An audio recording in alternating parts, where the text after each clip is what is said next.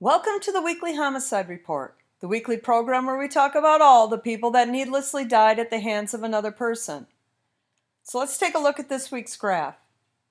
Chicago added 17 homicides this week and currently has 241 murders on the year. Philadelphia, not to be outdone by Chicago, also had 17 homicides. They passed the 200 mark, but are still 4% below where they were at this time last year. Baltimore had 11 homicides for a total of 140 on the year. The St. Louis area had 7 homicides last week and sits at 135 on the year.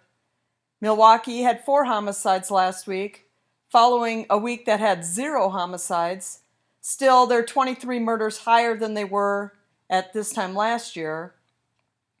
And Washington, D.C. had 3 homicides and are currently 5 higher than they were at this time last year. The main story from last week had to have been the 20 mass shootings. There have been 233 mass shootings this year, and aside from the Uvalde, Texas one, you don't hear a whole lot about them. But they literally happen every day, and Memorial Day weekend was out of control. From Friday through Monday, there were 17 mass shootings, causing the deaths of 13 and injuries to 80 more, at least. I've been covering these and will continue to cover them, as I think it's important people know just how often these are happening, because it's seriously every day.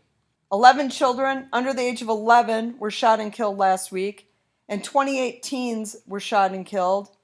In total, 691 children under the age of 17 have been murdered by gunfire this year. On to the murder-suicides. Now, these are the ones just done with a gun.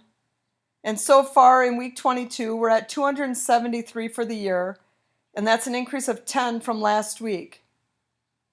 There is on average 1 murder-suicide every 13 hours, and 1 murder for every 22 minutes so far in 2022.